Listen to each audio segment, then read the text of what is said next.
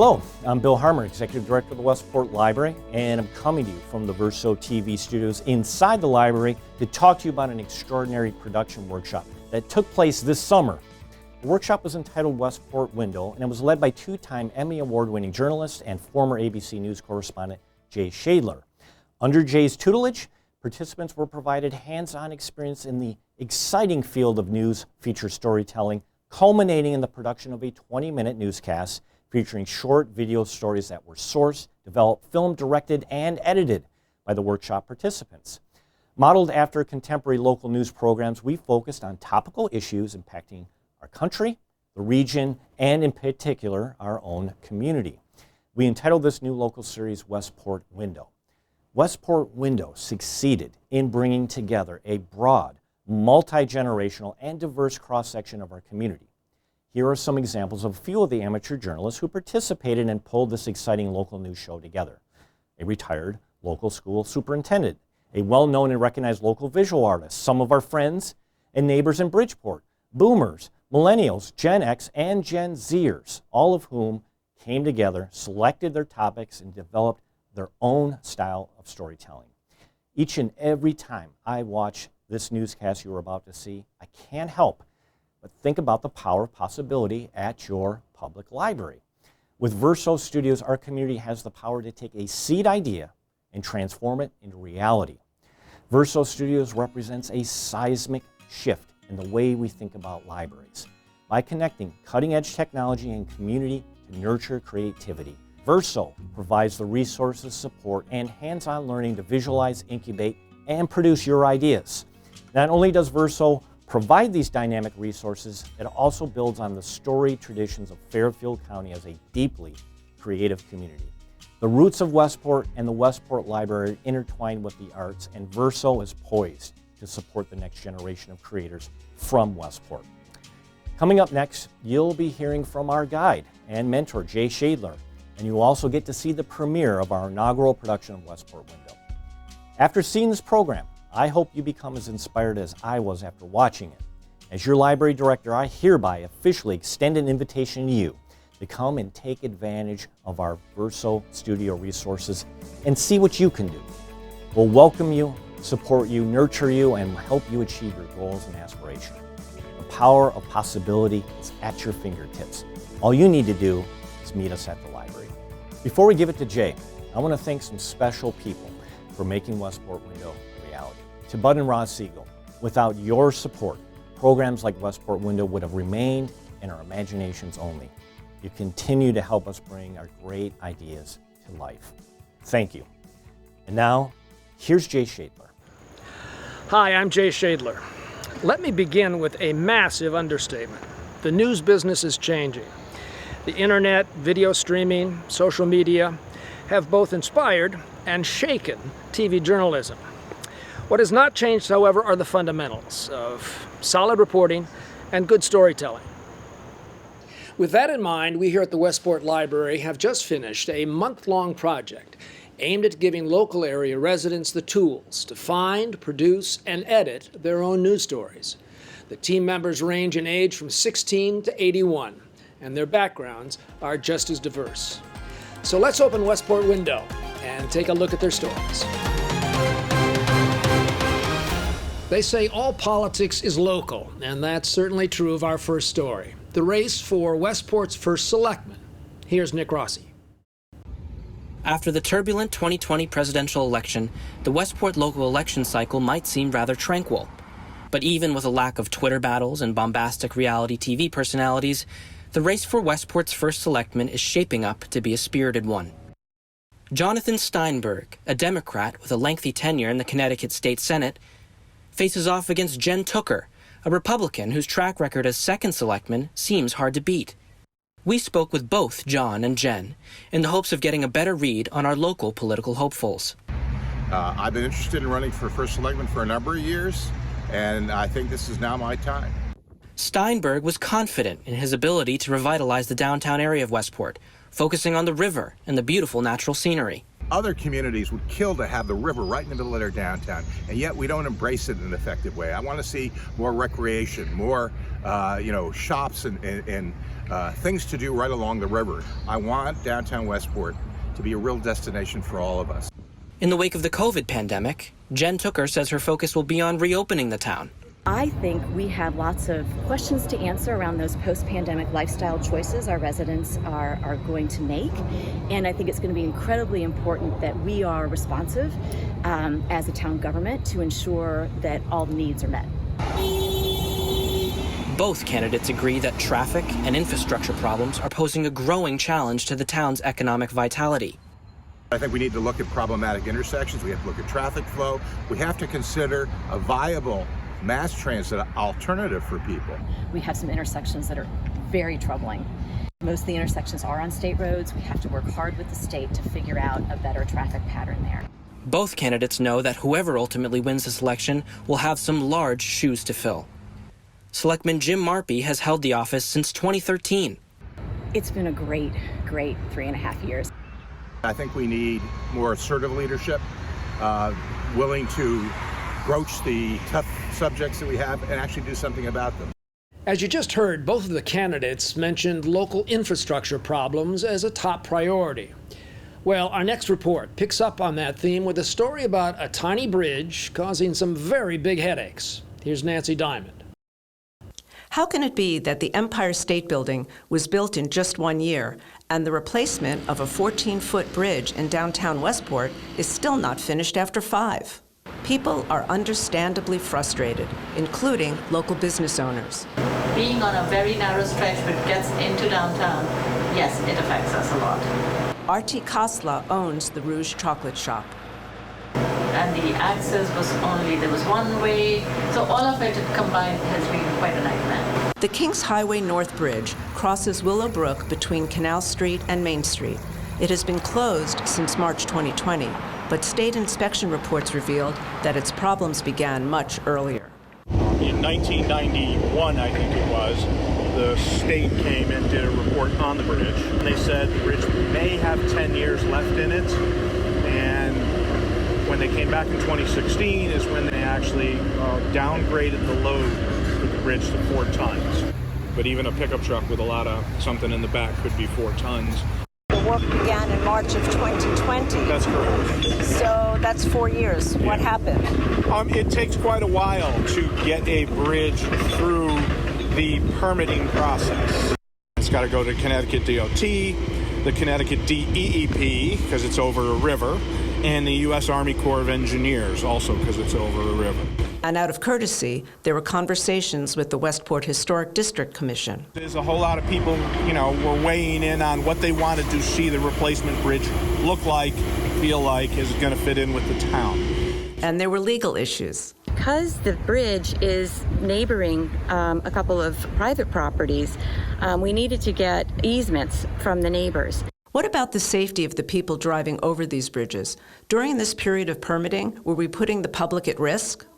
It is a risk, and I would say it's not a risk of imminent failure, but it is a level of risk we kind of accept. Now it's July 2021, but construction, detours, and delays are not yet over. Oh, so annoying. It's not open yet, is it? No. When are they going to fix that bridge? It's been going on forever. There seems to be some promising news. We're hoping the end is very, very near. I'm thinking mid-August. I had rather it be done very well and a little late than very early and a little not so great. And it has taken a long time.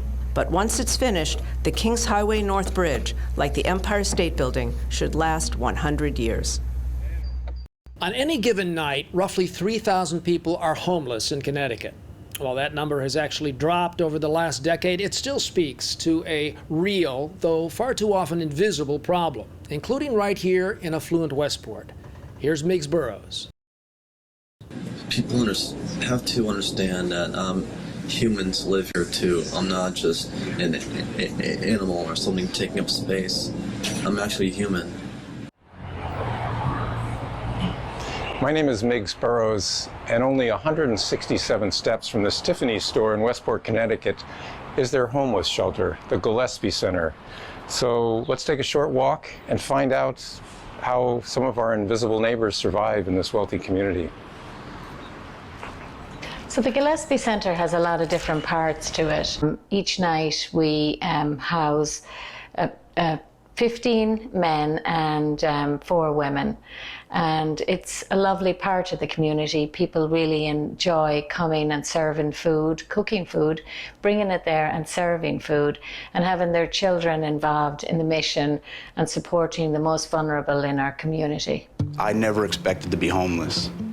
I never thought I would be in this situation, and I definitely have a different outlook on homelessness. I had a hard time with trusting people. I've learned to trust people a lot more. I'm in a place where I don't have to worry about losing the roof over my head. And I cannot emphasize enough how it has saved my life. It changed my life. Homelessness doesn't have a face, it doesn't have a color, a sex.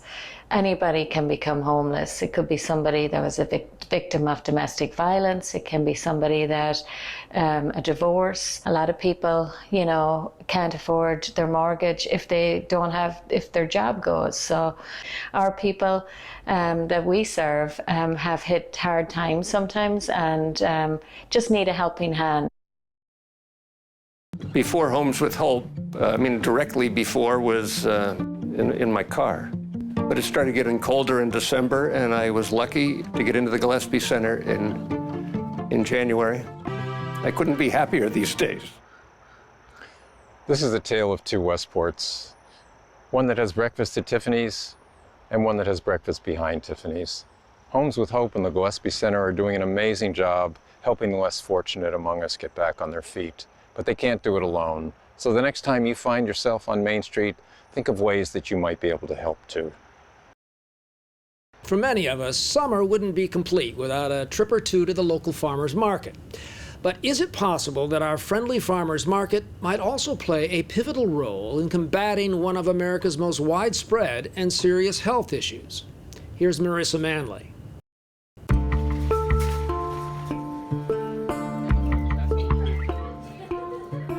Although COVID-19 has garnered all the headlines, many Americans are facing health challenges more insidious and far-reaching. Nearly 3/4 of Americans are overweight or obese. Almost half of Americans are pre-diabetic or diabetic. Inflammation is often the cause of these and other chronic diseases. If you want to look for the unifying field theory of medicine, it's chronic inflammation. Chronic inflammation is tied in with heart disease, arthritis, Alzheimer's disease, autoimmune disease. The food that we eat and the food that we don't eat plays a huge role in inflammation. This inflammation often comes from processed foods. There's actually lots of studies on the type of food that the food industry makes. They tweak the chemistry between the salt, the fat, and the sugar content to make it as addictive as cocaine. But the more you can eat real food, not fake food, not processed food, not Franken food, the better off you are. And the good news is that the solution may be in your own backyard, as close as your local farmer's market. We've been doing this for over 30 years, and I can honestly say we do love what we do because we know that we're feeding people really nutritious food, and food is really what's gonna, if you eat well, that's what's gonna heal your body. We sell almond milk, cashew milk, and oat milk. It's not only delicious, but it's alive, it's fresh, it's clean. Our apple trees, because they're not sprayed with anything, they're not like a store-bought apple, but this is what you would grab off of a tree and eat. One of my favorite quotations is by Michael Pollan, and his mantra was, eat food, not too much, mostly plants. In many ways, Westport, of course, is blessed with an embarrassment of riches, with high-end chain stores on nearly every block. But in the process of becoming a hugely popular tourist destination, have local residents lost something of the old town's charm? Here's Curtis Sullivan.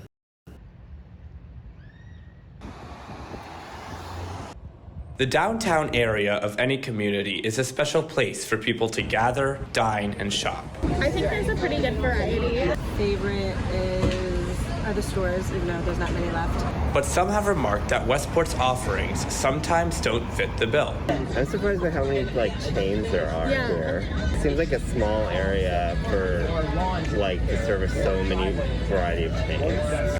Fact is, those chains can be seen on virtually every block, and visitors tell us they are often surprised by how few options there are for dining. There are no restaurants, they need more. Some days, tourists seem to outnumber the locals.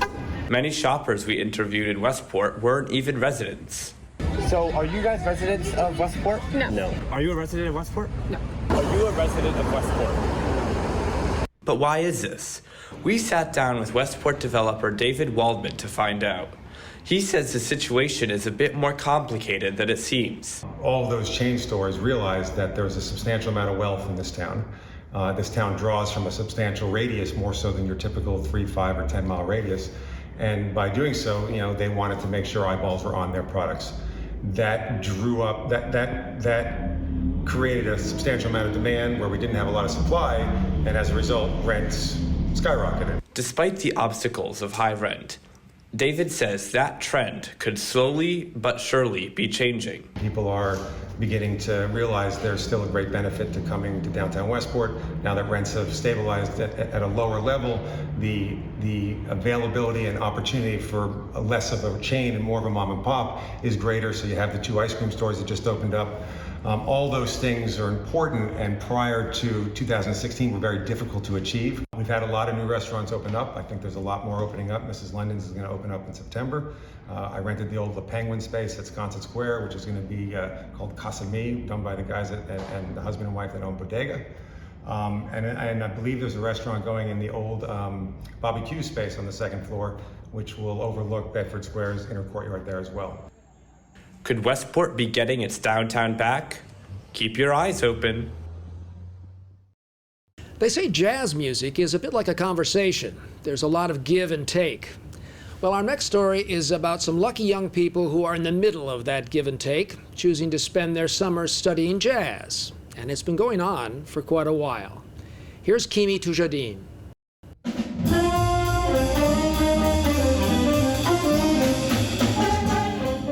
For the last 14 summers, world-renowned jazz artist Bennie Wallace has run a summer camp called Backcountry Jazz. It now resides out of the University of Bridgeport. We started the program basically as a project to keep kids in Bridgeport out of danger in the summer and doing something constructive. And once we got into it, it started becoming more about music. The students are inspiring. Their enthusiasm for the music and the talent that they bring to it. One of the biggest advantages of this program is its connection between its mentors and its students. It's more than just about music. It's about the individual achievement. I think Backcountry Jazz has taught me a lot of discipline.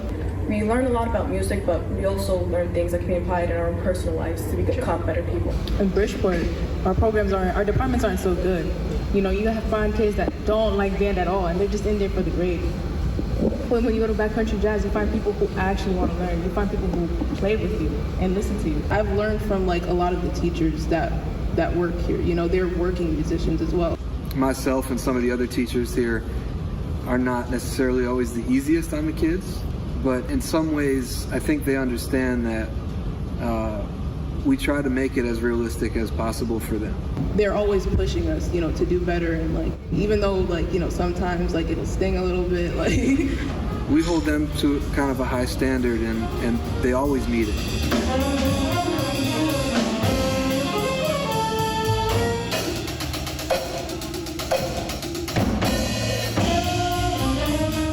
Putting in a concerted effort to really learn how to play an instrument or play music in a very deep and connected way, you could apply that to anything.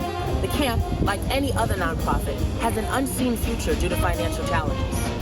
I'm not going to be here forever, and I'd like to, my hope is that the program will continue. For more information about the camp or to make any type of donations, you can visit their website at www.backcountryjazz.org. And finally tonight, we have a story about a little corner park that has rocked and rolled its way from a one-time drug den to open-air concerts. Here's Robin Myers. Concerts on the Corner has Needle Park Rehab.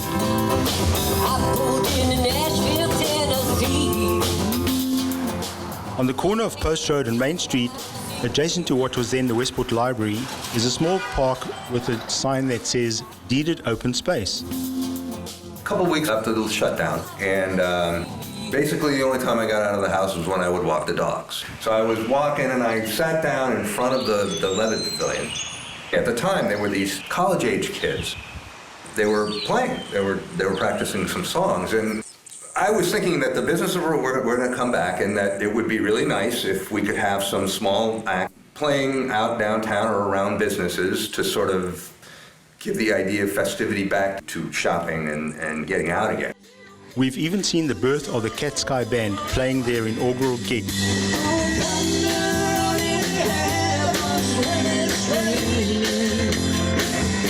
What I wanted to do was get as many musicians involved as I could, because I knew they were all like me, sitting at home, just wishing they could play someplace.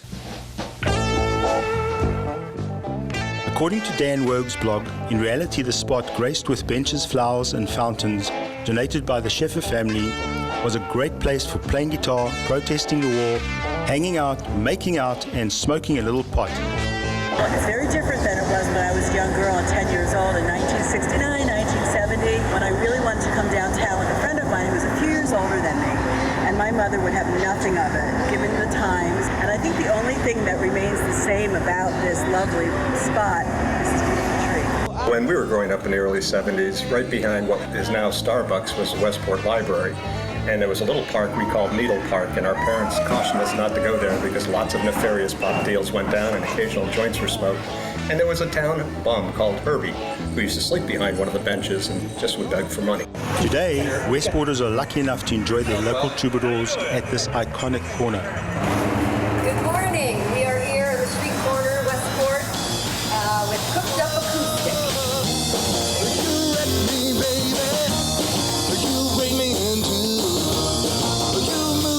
Now, Needle Park has changed.